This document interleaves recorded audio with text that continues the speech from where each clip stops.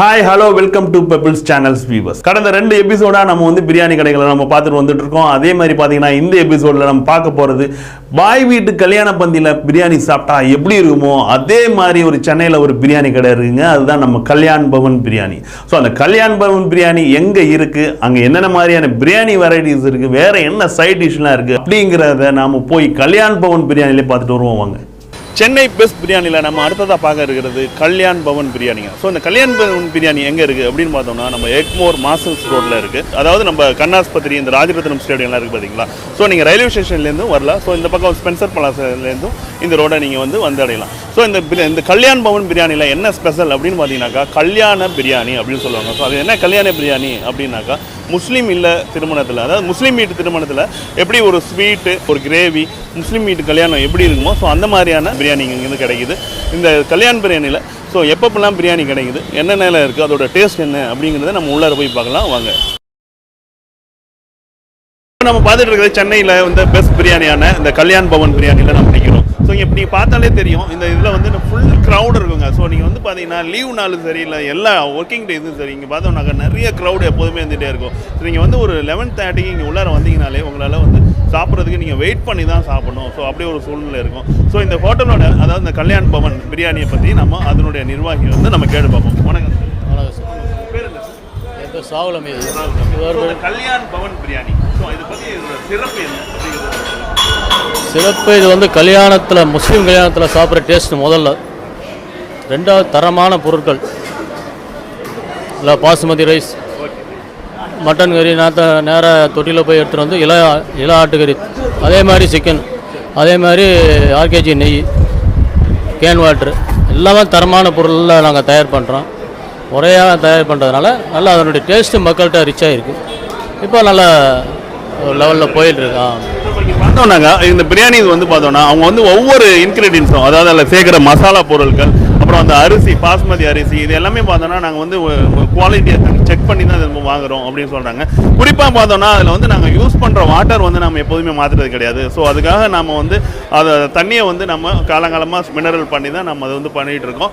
So அதுவும் வந்து எங்களோட பிரியாணிக்கு வந்து சுவைக்கு ஒரு முக்கியமான காரணம் அப்படின்னு சொல்லியிருக்காங்க. ஸோ அடுத்தது பார்த்தோன்னா இங்கே வந்து எப்போ அதாவது எந்த டைமிங்கில் இருந்து இங்கே மார்னிங் 11:30 and 4 o'clock 11:30 4 மணி வரைக்கும் கிடைக்கும்.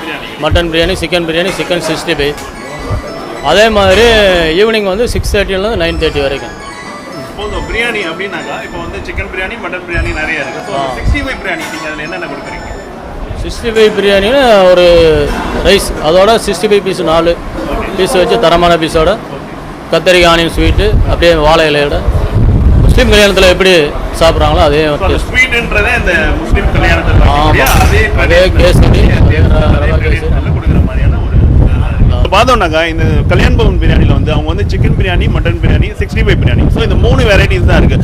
ஏன் சார் இன்னும் நிறையா பண்ணலாமே அப்படின்னு கேட்டால் இதே கொடுக்கறதுக்கே எங்களால் ரொம்ப டைம் மேனேஜ் பண்ண முடியல. ஸோ இதுவே எங்களுக்கு திருப்தியாக கொடுத்தா போதும் அப்படின்றத அவங்க சொல்கிறாங்க. அடுத்து பார்த்தீங்கன்னாக்கா வேறு ஏதாவது பிரான்ச்சஸ் எதாவது இருக்குது? பேரிஸில் ஒன்று இருக்குது. பேரிஸில் ஒன்று இருக்குது. இங்கே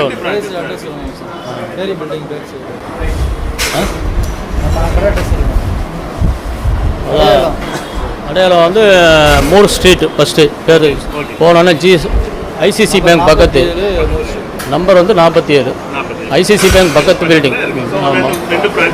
ஆமாம், பியோன் போலீஸ் ஸ்டேஷன் பேக் சைடு அப்படியே வரும் கணக்கு. 13 வருஷத்துக்கு கிட்ட ஆகும். 2003 ஆரம்பித்தோம். ஸ்டார்டிங் ஒரு கல்யாணம் நம்ம முஸ்லீம் கல்யாணத்தில் உள்ள டேஸ்ட் அப்படியே மக்கள்கிட்ட கொடுக்கலாம் அப்படி எல்லா பிரியாணி பார்த்துட்டு அதை கொடுத்தோம். அது அன்னையில் இன்னைக்கு வரையும் அதே மெயின்டைன் பண்ணிட்டு வரோம். அதே டேஸ்ட்டு மக்கள் வரோம். ஸோ அது எல்லாமே இங்கே வந்து அந்த படி பிரியாணி, கிலோ பிரியாணி ஸோ அது இருக்குது. ஒரு கேஜி இருக்குது. கேஜி கிலோ பிரியாணி அது இருக்குது. கல்யாணத்தை ஒரு ஃபங்க்ஷன் ஆர்டரு ஒரு தனியாக செஞ்சு ஒரு 50 பேர் சாப்பிட்ற, 100 பேர் சாப்பிட்ற, ஒரு 1000 பேர் சாப்பிட்ற மாதிரி தனியாக செஞ்சு அதுக்கு ஆட்கள் ஆரம்பித்து அந்த ஃபங்க்ஷன் முடிகிற வரைக்கும் அவங்க போட்டுட்டு வர்ற மாதிரி நாங்கள் செஞ்சுருக்கிறோம்.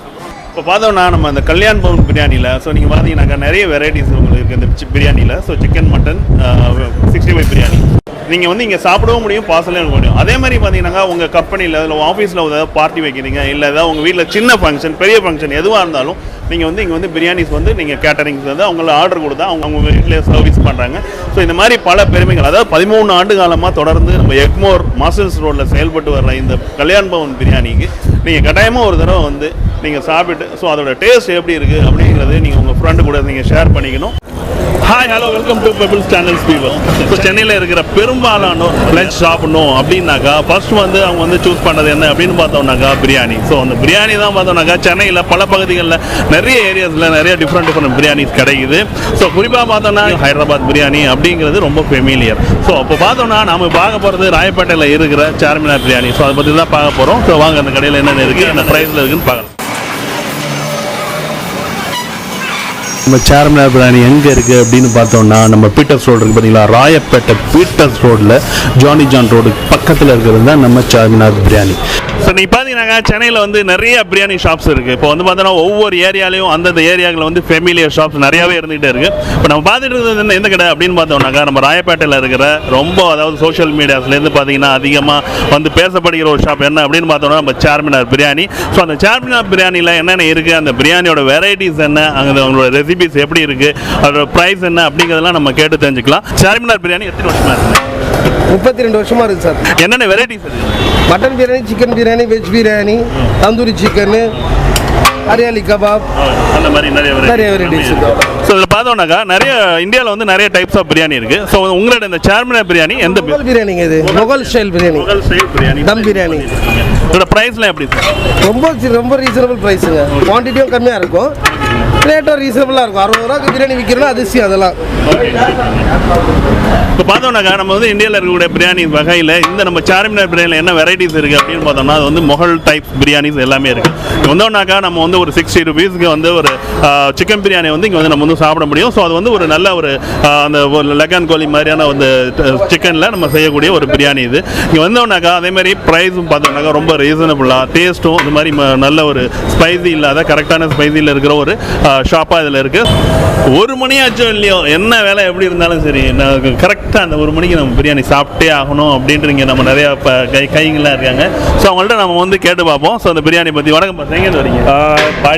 பாடியிலேருந்து. ஸோ பாடியிலேருந்து இங்கே வந்து. ஆமாம். நீங்கள் என்ன பண்ணுறீங்க? படிக்கிறீங்க. ஸோ இந்த சார்மினார் பிரியாணி ஏற்கனவே வந்துருக்கீங்களா? இல்லை ஃபர்ஸ்ட் டைம் ஃப்ரெண்டு சொன்னால் அதனால வாங்குவோம். எப்படி இருக்குது பிரியாணி? செம்மையாக இருக்குது. என்ன சிக்கனா மட்டனா? சிக்கன் தான் வாங்கியிருக்கோம். சிக்கன் சாப்பிடுங்க. எப்படி இருக்குது? மாசா இருக்கு. நிறைய இடத்துல சாப்பிடுவீங்க? ஆமாம், எப்படி இருக்குது? நிறைய இடத்துல சாப்பிட்ருக்கோம். இங்கே நல்லா இருக்குது, மசாலா கொஞ்சம் நல்லா இருக்குது. நல்லா இருக்குது, நல்லா சூப்பரான ஒரு பிரியாணியாக இருக்குது. சொல்லுங்க, நீங்கள் சொல்லுங்கள். பிரியாணி நல்லா இருக்கு. மற்ற கடையோட சாப்பிடும்போது கொஞ்சம் நல்லா வெந்திருக்கு, சூப்பராக இருக்கு. மசாலா எல்லாம் சூப்பராக நல்லா இருக்கு. உங்களுக்கு ரொம்ப பிடிச்ச பிரியாணி சொல்றீங்க? ஆமாம்.